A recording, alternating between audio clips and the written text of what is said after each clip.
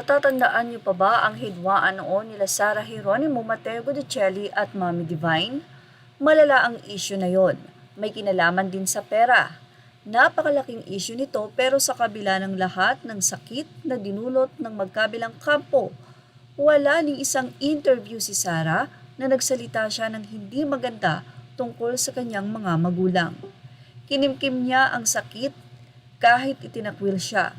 Hindi pa dumalo sa kasal nila ni Mateo ang magulang niya. Ngunit sa kabila ng lahat, nagpakumbaba si Sarah. Nanatili siyang tahimik at hindi nagsalita ng masama tungkol sa pamilya Geronimo. Nirerespeto pa rin ang mga ito at sa tuwing may show, sinasabi niya kung gaano siya nagpapasalamat at minamahal ang kanyang pamilya. Nanatili silang mapagmahal at marespeto na anak, kaya sana ay magkaayos na sila. Hindi nga talaga maiwasan na maikumpara ng mga netizen ang nangyayari ngayong issue between Carlos Yulo, girlfriend Chloe, and ang kanyang mga magulang at kay Sarah Geronimo, Mateo Godicelli and mga magulang. Kung matatandaan kasi, although hindi naman nagpa-interview si Mommy Divine, pero alam at nag-viral sa social media ang dahilan kung bakit nagpakasal si Sarah Geronimo kay Mateo Godicelli nang inilihim na nga sa mga magulang. Ito'y dahil ilang beses na nag-propose at nagpaalam sila Sarah at Mateo sa kanyang ina na si Mommy Divine pero hindi nga ito pinayagan. Tutol ang Mommy Divine ni Sarah Geronimo na ito ay magpakasal. Tila ba ayaw ngang bitawan?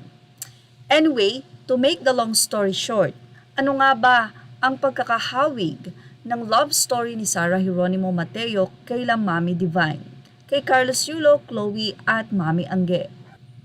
Halos pareho dahil pinili ni Sarah Geronimo si Mateo, although nasa tamang edad na talaga sila at pwedeng-pwede nang magdesisyon sa sarili. While si Carlos, bata pa at ayon sa kanyang ina ay hindi ito nakikinig mula sa ina. Boundaries ang ibinigay ni Carlos sa kanyang ina at pamilya kung saan pinili nito si Chloe at sila ay tila nagsama. Ano naman ang pagkakaiba? Nagpapakumbaba si Sarah at sa tuwing magkakaroon ito ng show, binabanggit lagi nito kung gaano niya kamahal ang kanyang mga magulang.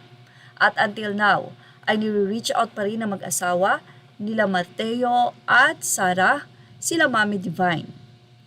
Ano ang difference kay Carlos? Si Nanay Angge ang lumuhod na halos at nagsabi na open siya para kay Carlos. Pero mukhang si Carlos ang hindi open para sa kanyang mga magulang. Nakakalungkot lang dahil itong si Sarah eager na eager siya na patawarin at muli ay mayakap ang kanyang ina pero ang ina niya ang nagmamatigas. While ito namang si Carlos, handyan ang kanyang ina na nagpakumbaba na para lamang mayakap siya at makita pero si Carlos ang nagmamatigas. Anyway, dalangin natin na ang dalawang pamilya na ito, Sarah and Carlos, ay maghilom ang mga sugat sa kanilang puso. Dahil sa totoo lang napakaikli ng buhay. Hindi mo na pwedeng ibalik yan kahit magsisi ka pa ng 10. Yan nga ang kasibahan ng mga tao o ng mga netizen, especially ang matatanda. Lalong-lalo na ang mga lolo't lola ni Carlos na buhay pa na siguradong nasasaktan sa nangyayari sa kanila na dapat sana ay binibigyan na lang sila ng kaligayahan dahil ang mga puso ng mga yan ay sobrang sensitive na. Kaya naman dapat puro masasaya ang ibinabahagi sa kanila at hindi na sana ganitong problema. Anyway, yan ang ating Showbiz Now update.